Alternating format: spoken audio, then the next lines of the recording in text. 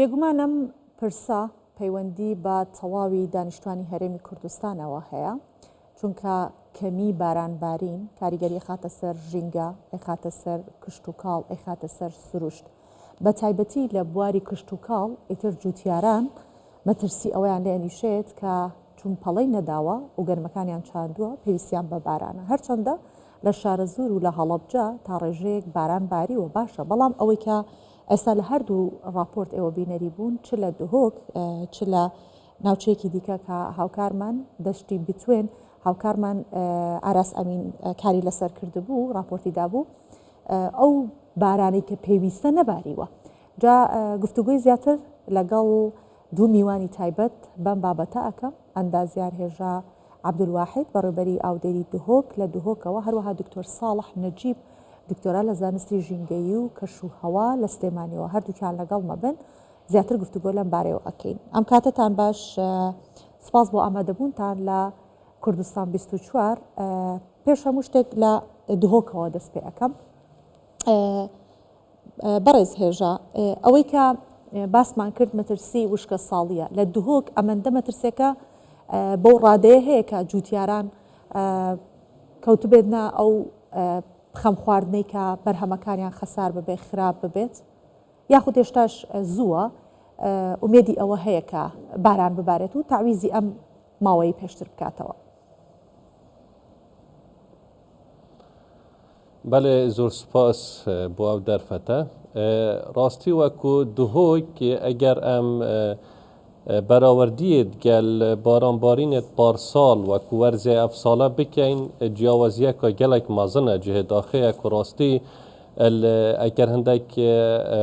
داتایە ئەس بێژم ئەو ویست گەهێت کو ڕێڤەبەریا مەهەی ئەم سەرەدەریت گەل هەندێ دیکەین کو ئەوان داتایەن بارانبارینێ ئەم وەرگرین بڕێکاوا وێستگەها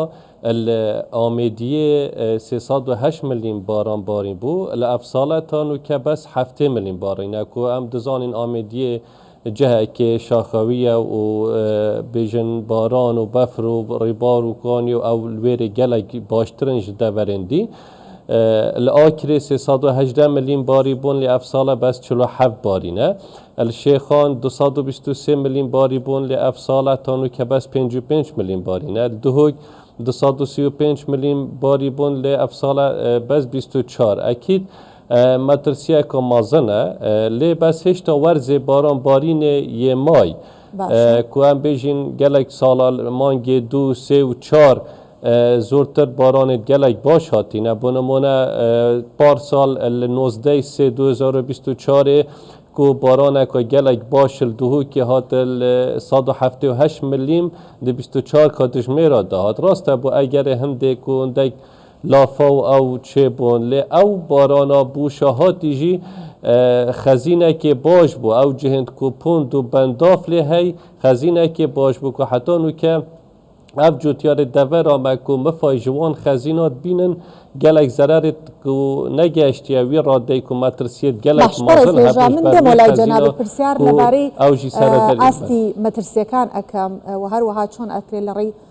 بەندا و پۆندەکانەوە سوود وەربگیرێت. بەڵام با لەگەڵ دکتۆر ساڵحیش ئەو ئامارە وەربگرم کە بەراورد بە ساڵی ڕابردوو ئەم ساڵ کە سەرەتاکەیەتی چۆن ئەبینرێت بۆ سلێمانی و دەوروبەری. ئایا ئەو مەترسیەکە بۆ دهۆک دروست بووە هەرچەندە دەوترێت لە مانگی 2 3 وەکو ئێستا ئەندازیار هێژا ئاماژەی پێکرد هێشتا دەرفەتماوە، بەڵام بۆ سلێمانی چۆن پێشبینی ئەکرێن و جیاوازەکەی چییە لەگەڵ ساڵی پار؟ بەڵێ من دەستخۆشیتان لێ یەکەم بەس بەڕاستی یەک کەلیمە گوێبیستی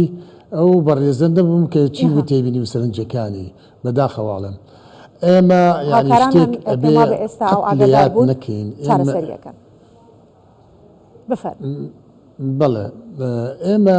بەڕاستی ئەڵێم یعنی پێ ئەچێت ینی کەم تەرخەمێکی زۆر هەبێت و هاو ئاهەنگێکی یعنی تەندروست نەبێت لە بینی لایەنەکانی دەستگای ژینگە و ئەوانەی پەیوەستن بە کەش و هەوا و ڕەوشی ناوچەکە. ئێمە ڕێکخراوە جیهانەکان پێمان ئەڵێ حەو ڕێکخراوی جیهانی پێمان ئەڵێ کە ناوچەکەمان ئەو تایبەتمەندەتەی کە هەمان بووە لە کەش و هەوایە بۆ کلایمەت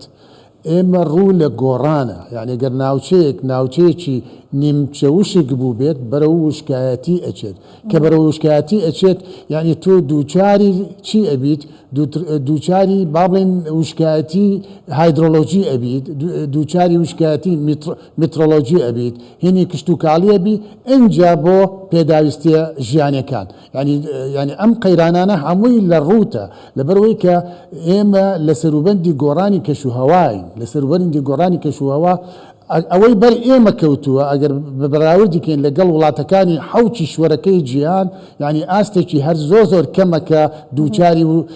کەم دابارین بووین ئەبینیت لە هەندێک ناوچە کاولکاری وا ڕووی یاوە لە وڵاتێکی وەکو ئەمریکا وەکوی کە خۆیان ئاماژی پێکەن ئەڵێ 24 لێکەوتەی گۆڕانی کەشوهەوا بۆتە گەورەترین خەسارە و کارەسات لای ئێمە ینی بەڵام ئەوان ینی باڵێن دەستگای تەندروستیان هەیە بە دوچوونی تەندروستیان هەیە هەموو احتیاطەکانیان بۆ بربەستی گۆڕانی کەشوهەوا و خۆگونجاندن و ئێمە شاکر و سپاسگوزارین ئەوە هیچ بەڵام هیچ ڕێکارێک نەگیرێتە بەر ینی دۆخی ئێمە زۆر باشترە لە چاو ناوچەکانی تر لە جیهانە مەبەستەکە ئەوەیە یاخودنا لە ناوچەکانی جیهان بەڵێ ئەوە کەمترین کارەساتە ینی کارتێکردنە کە کاری لە ئێمە کردو تۆ ئەگەر بچی بۆ وڵاتەکانی جنوبی شەرقی ئاسیا بەس با بڵێن هۆریکان و تایفۆن ئەزانی چی بەسەرهێنان هەچی شاخ و دەشتی کشت و کاڵی دووجاری ڕاماڵینی کرد دووبارە دێمەوە لای کاریگەریەکەمەی کە لەسەر کوردستان هەیە بۆی نێڵین زیاد کاچ پێویستە ئەنجام بدەین لە ڕێی پۆند و بەنداوەکانەوە هەروەها هەڵنەکەندنی بیری ئیرتوازیش پێم وە بێوە کاریگەری هەیە ئەگەر دەرفەتم بیتێ من باڵێ فەرموو بەڵێ ئەگەر دەرفەتم بیتێ من ئەتوانم وەڵامت بمەوە بۆم ینی حاڵە ئێمە ئەبێ تەبیعی کۆمەڵێک کورتی هەیە بەڕاستی لە سیستمی کشت و کاڵێمانە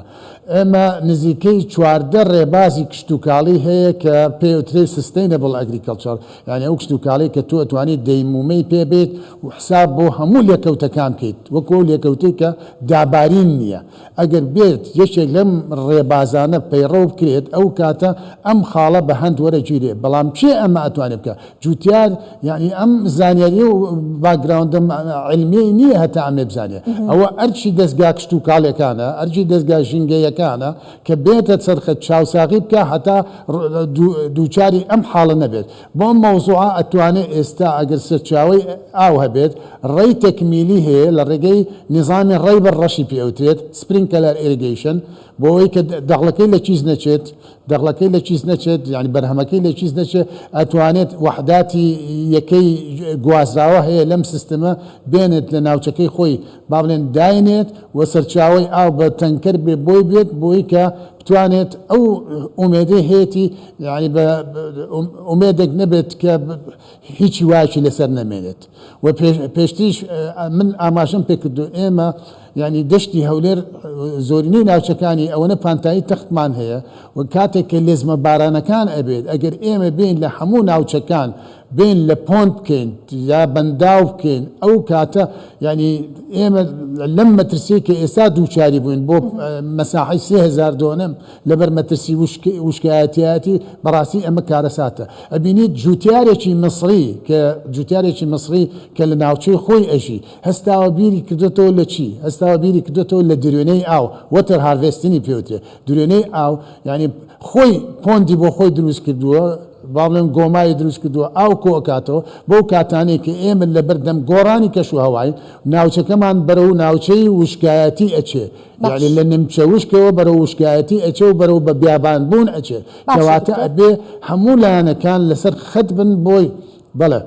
باشە دکتۆر پێم خۆشە قسەکانت بە تەواوەتی گوێ بگرم بەڵام با دەرفەت بە میوانەکەی تریشمان بدەین چونکە جەنابە داماژەت بۆوە کرد ئەمە پلانی حکوومەتەوە ئەبێ حکوومەت پلانێکدا بنێ بۆ ئەوەی کە ئەو وشکە ساڵیە کاریگەری نەبێ با بزانین ئەندازیار هێژە کە بەڕێبەری ئاودێری دووهۆکە وەکو بەشێک لە حکوومەت چ وەڵامێکی هەیە چ شتێک کراوە ئەندازیار هێژە لەبارەی ئەوەی کە پلانێک بنرێت حکوومەت پلانێک دابنات ئەم وشکە ساڵێکی ئێستا زۆر بە کەمی ڕووی تێکردوین زیاتر نەکات پلانەکانی حکوومەت چین بۆ ئەمە بله اكيد وكو دكتور صالح اماجه بكردي كو دبيت هماهنگی که درست یا تندرست نابرا همو لیانه ده هبیتن بو برنگاربون وان گرانکارین کش و هوای چونکه وکو دکتر صالح کو اختصاصی ویا دزانید گرانکاری کش و هوای چه ریگانینن که حتی نو که بیشن پریونت کن یان ریگریه لی بگیرن دو چه ریگه چاره هنه یان ادپتیشن خوگون جاندنه یان میتیگیشنه کم کرنا مترسیایه اف کم کرنا مترسیایه اکید حکومت هریما کردستان کابینا نه هر دسپی که کارنامه کابینا حکومت هریما کردستان راستی گلک گرنگی دایه سکتر آوی و گرنگی دایه که چاوا هندک ریکاریا بکن که اوان که کم کنن مترسیا کم بکن بریکا پروژین هایدرولوژی که آوا سرعت پتر کار بینن ریکت آفدیریا ریکشان آوی به اوان سرچاوین آوا سرعت مهی و کوکانی و ریبار یانجی اف سدد که هاتی نچکرن که امزانین که سرپرشتیا سروک حکمت هریما کردستان اوان سالن چوی چندین سدین مازن و چند پوند درست کرین ادوادول و نهالت هریما کردستانه اوه ریگین چاره سرین که بو کم که نامترسین گورینن که کشو هوای باش زۆر چاکە دکتۆر ساڵح جەنابەت ئاماژەی ئەوەدا کە بوونی پۆند و بەنداوەکان یاخود نمونەی جوتیارێکی میسری کە کارێکی کردووە بۆی لە کاتی وشکە ساڵیە فریای زەوی و دەغڵودانەکەی خۆی بکەوێت ئەو شێوازە نمونەیانی کە لە وڵاتانە بەکار ئەهێنرێت بۆ هەرێمی کوردستانیش گونجاوە بکرێت بەڵێ وەک ڕاستیەک لە هەموو جێگایەک وەکو ئەو بەڕێز وتی ئێمە دوو بژاردەمان لە بەردەمە یا ئەوە خۆمان سازێن چۆن خۆمان سازێن ئەبێ بین هەندێک تۆوی تازە بێنی نەکایەوە تۆوی تازە بێنی نەکایەوە کە بتوانێت لە بیئێکی وشکە و لە بیئێکی کەم ئاویا بتوانێت بەرگە بگرێت و بەرهەمیشی هەبێت ئەمە هەنگاوێکە توانێت لە ڕێگەی ینی گۆڕانی جینی لەو سنفانە تۆ سنفێکی تازە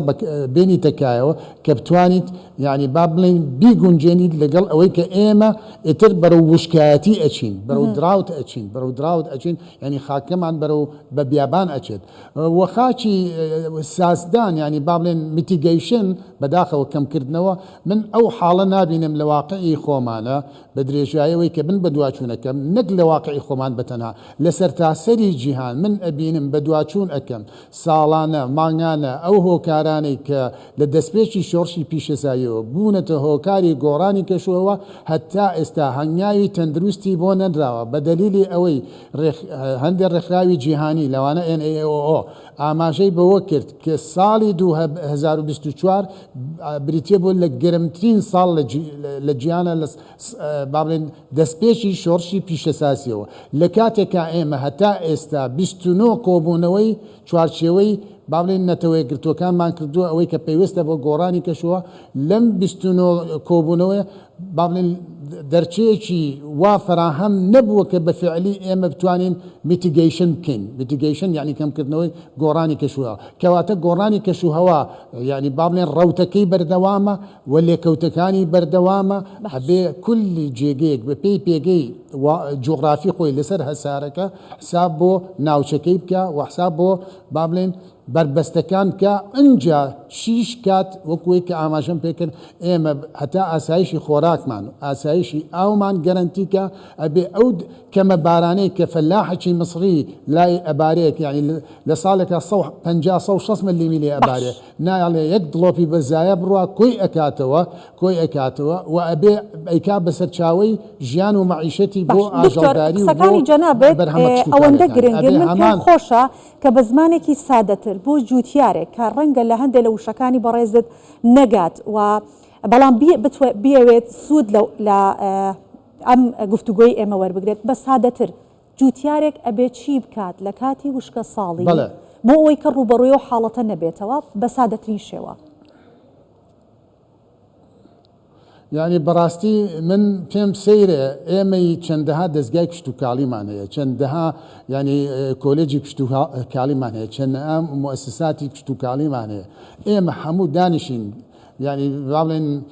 لدورو سيركين وجوه ببستين وببين جوتيار لما أزقي شي جورا جوتيار شي بي أكربتنها جوتيار استامن بي ألم استطاعة يعني بودواء واجك تويشي لبارتر وجنجاوتر بين تكاوا أو أرشي أونية أو أرشي دزجاكش تقالة توجينا وكان كتويشي بو بينتو جنجاو بو بعملن جنجيش وشك استامن بي ألم با جوتيار بوي كبهانة خوي بشت بوي خساري جور نكا بوي آسايشي خوراك من برو هالدير نتش من بي ألم أما أبي بشتواني هبيد يعني الرخاوة كان بشتواني بكان بحكومة بشتواني بكان يعني تنكري آيان بو فراهم كان سيستمي الري بابلين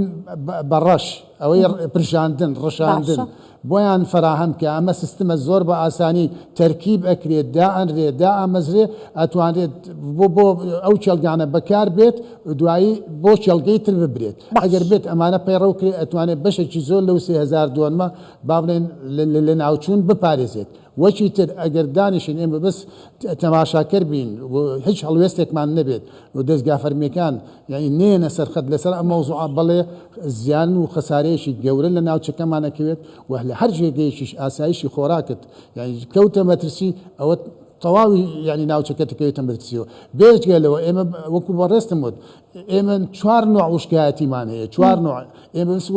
وشكاتي كشتوكالي ازانين اي وشكاتي هيدرولوجي ام اگر حال وابروا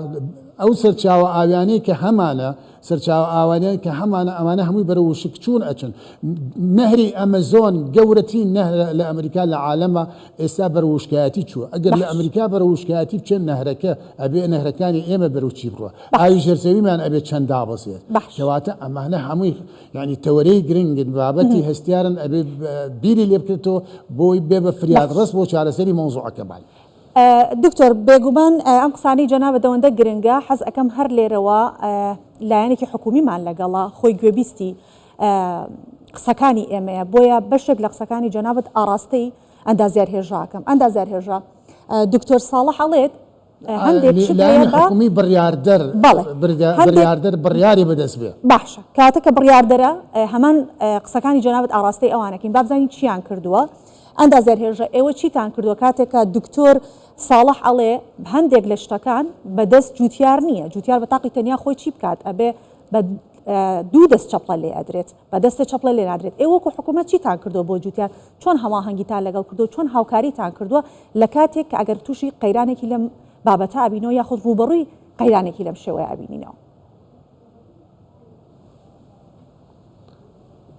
بله طبعا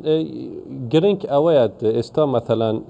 مؤسسه که حکومت یارم کردستان تایبت وزارتی کشتکال و سرچاوکانی او هيا اوان دبي اعلام بكن که وشکه سالی روی دایه لهرم کردستان تا استا او اعلان نکرا مثلا پارسال يعني لسال 2020 كرا دواي چند يعني هنگاوی جدی حکومت یارمی کردستان آوشتن وکو مثلا هاوکاری جوتیاران هاوکاری مثلا هندێک کەمپینی هوشیاری لەناو خەلک و لەناو جوتیارەکان کە بزانن ئەم ساڵە وشکە ساڵیە دەبێ لەو بەرو بۆمە دوور بکەونن لەو بەرو یعنی هەندێک پێنگاوی جدی و حتا تانکەری ئاو تەوزیع کران و ئەو ڕێی بڕەش وەکو ئاو دێری دهۆی يعني چونك كذا كوية مثلا او قيراناني جورا وكو ديار دي قرانكاري كشو هوا ديار دي كي اوان دي كچكانية بلين مثلا هر سريع عندك ستيب ده بهاويجي و مثلا لو مرحلة دا باري نا عندك مثلا شورت تيرم هيا و لونج تيرم هيا محاولة دكي حالات الطوارئ تشي دكي اولا 2020 ما ندير مثلا تانكري او توزيع كر ري براش توزيع كر يعني هاوكاري جوتياران وحملي هوشياري او زور كران حتى مثلا بوندي كتشكا يعني زيادة مثلا او قناعته بوجود تيران درست بو كدبي او جيرزي بكار بينن وشكا ساليا نظام يعني زور تحدي جوربو برانبر حكومة يارمي كردستان حتى قنعت بجو تيران بكن استا كاتي اوانية تو او جيرزي بكار بيني لو كاتي زور مترسي دار. يعني استاش حكومة هرم كردستان مثلا لا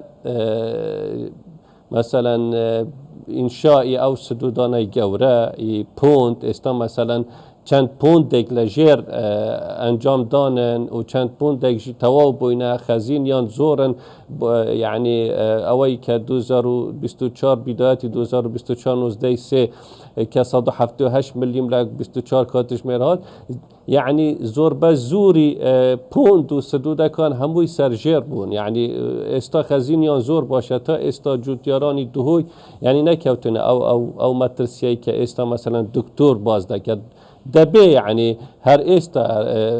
هەولی جدی بدەین یعنی هەولی پێش ئەوە بدەین کە مەسەلەن پێش مەترسی گەورە هەندێک ستێپی یعنی جدی علمی زانستی دەبێ زانی هەندێک دەبێ زانستیانە لەسەر ئەساسی داتا قسە بکەین مەسەلەن ئەو داتایانە پێمان دەڵێن کە مەسەلەن لو دەڤەرە وشکە ساڵی زیاترە لەو دەڤەرە مەسەلەن یعنی زیاتر یعنی وەکو خەڵکی سوشیال میدیا بین و بەس بڵێن مەسەلەن وشکە ساڵی ئێستا ئێمە تەعامل لەگەڵ داتای درستی هەندێک وێستگەی هایدرۆلۆجیمان هەیە داتامان لەبەردەستە دەڵێن کاکە ئەو منتەقە زیاتر پێویستی بە هاوکاریە و یعنی باوەڕ بکە بە شەو ڕۆژ ئێستا مثلا پارێزگاری دهۆک لەسەر خەتە لەگەڵ هەموو دەوائیرەکانی ئاو تەنسیقمان زۆر باشە لەسەر پەرشتی پارێزگاری دهۆک ئێستا بزانین کە چ بکەین لە ڕێگای ئەدەپتەیشن بێت مدیکیشن بێت بە هەر ڕێگایەک بێت ئێمە مستعدین کە خزمەتی جوتیاران و هاوڵاتیان بکەین. بەڵێ ئێمە سپاسی ئەندازیار هێژە عەبدوڕەحمان بەڕێوەبەری ئاودێری دهۆک لە دهۆکەوە هەروەها دکتۆر ساڵح نەجیب دکتۆرا لە زانستی ژینگەی و کەشوهەوا ئەکەین کە لە سلێمانیەوە میوانی هەواڵەکان بوون لەگەڵ ئێمە و بۆ هیوایی کە بارانێکی پڕ لە ڕەحمەت و بەرەکەت ببارێ بۆی کە جوتیارانمان لەو نیگەرانیە دەربچن. سپاس بۆ هەردووکتان، سپاس بۆ ئەو ئەزمونێشی کە خستانە بەردەم بۆ ئەوی کە چارەسەر بکرێت. سپاس.